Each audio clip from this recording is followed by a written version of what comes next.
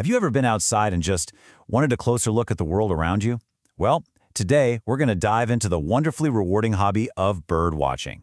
It's really all about connecting with nature, and we're going to break down the simple gear that can totally unlock a new way of seeing the life right outside your own door. You know, it always starts with this feeling, doesn't it? You see a flash of color up in a tree, or maybe a silhouette just soaring way up high, and you know there's something beautiful there, but it's just out of reach. That simple little pull, that desire to close the distance and actually see the details, that feeling right there is the heart of birdwatching. So, how do we get that closer look? Well, we're going to start with the most critical gear of all, the tools for viewing. And honestly, this is where the real magic starts to happen. Okay, let's just be really clear about this. Binoculars are the one thing you absolutely need. They're not just helpful, they are the key. They're what transforms those distant, kind of blurry specks into vivid, detailed birds with unique markings, colors, and behaviors you'd otherwise miss completely. Now, when you look at binoculars, all the numbers can seem a little confusing, but I promise it's pretty simple. For magnification, just stick with 8x to start. If you go much higher, the natural shake in your hands makes the view all wobbly and hard to focus on. The second number is the aperture. Just think of it like a window. A bigger window, say a 42mm, lets in a lot more light. That makes the image way brighter, which is awesome at dawn or dusk. The only trade-off? Bigger lenses mean more weight. Oh, and take it from me, spend a little extra for waterproofing. You don't want a little bit of rain to ruin your whole day. So, after you've been doing this for a while, you might find yourself wanting even more power. You know, you see an eagle way off on a distant peak, or a tiny shorebird way across the mudflats. For that kind of viewing, you'll want to consider a field scope. It's basically a small, portable telescope that's designed to bring the horizon right up to your eye.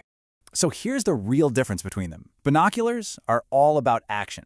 They're what you use when you need to quickly find a bird that's flitting through the trees. A scope, on the other hand, is for stillness. You set it up on its tripod when you want to study a bird that's staying put from really far away, like a heron on the edge of a lake. It's definitely a bigger investment, but the level of detail you can see is just absolutely incredible.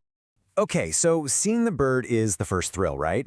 But documenting it, that's how you turn a fleeting moment into a lasting memory and a learning experience. So let's talk about the tools that help you record what you see and, in the process, really deepen that connection you have with nature. And this becomes the core rhythm of birdwatching. It's a really simple, satisfying loop. You encounter a bird, you observe it closely with your binoculars, you use your tools to identify it, and then you record what you saw. This simple process is exactly how you build your skills and your knowledge over time. So what's in this recording toolkit? Well, a good field guide is essential. But you know what? Don't underestimate the power of a simple pen and a notebook. That classic combo is still fantastic. Of course, modern apps on your smartphone can be total game changers. And even the camera on your phone is a great tool for just grabbing a quick photo to help you identify a bird later. And these apps, they are incredible game changers. I mean, think about this for a second. Some of them can actually listen to a bird song and tell you what it is in seconds. Others let you log all your sightings, and that data gets shared with a huge community, sometimes even contributing to real scientific research. It's an amazing way to learn. Just a quick tip, don't forget to bring a portable battery because those apps can really drain your phone. All right, we've got the tools to see them and to record them. But none of that is going to matter if you're cold or wet or just plain uncomfortable. The simple truth is that comfort is key. The longer you can stay out in the field, the more you're going to see. It's as simple as that.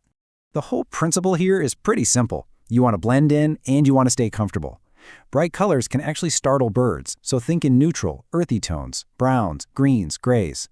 And always dress in layers. A cool morning can turn into a really warm afternoon fast. And please, never underestimate the power of a good hat and a pair of sturdy, comfortable shoes. They will meet your best friends out on the trail, I promise.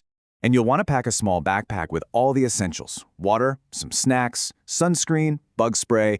Keeping your hands free is so important. And hey, here's a little pro tip for you. A small, lightweight folding chair can be an absolute lifesaver when you're waiting patiently for a particular bird to finally make an appearance.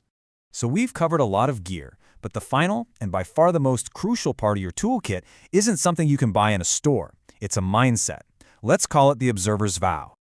So, after all that, after we've talked about the optics, the notebooks, the apps, all the gear, what is it all for? What is the one thing that truly defines a good birdwatcher? It all comes down to this: respect. Respect for the birds and for their environment. All the gear in the world is completely useless if we disturb or stress out the very wildlife we came to admire. Our goal is simple: to be quiet, mindful guests in their world. That idea is the foundation of everything else. So please, don't feel overwhelmed by all this stuff. You do not need to go out and buy everything at once. The perfect starting kit is just a decent pair of binoculars and a good field guide or an app on your phone. That's it. Just start there, go out, see what you enjoy, and then let your own curiosity decide what you might need next. And you don't have to go far. Your local park, a nearby trail, even your own backyard is absolutely teeming with life. The adventure is already waiting for you. So grab some binoculars, head outside, and just start exploring. I promise you're going to be amazed at what you find.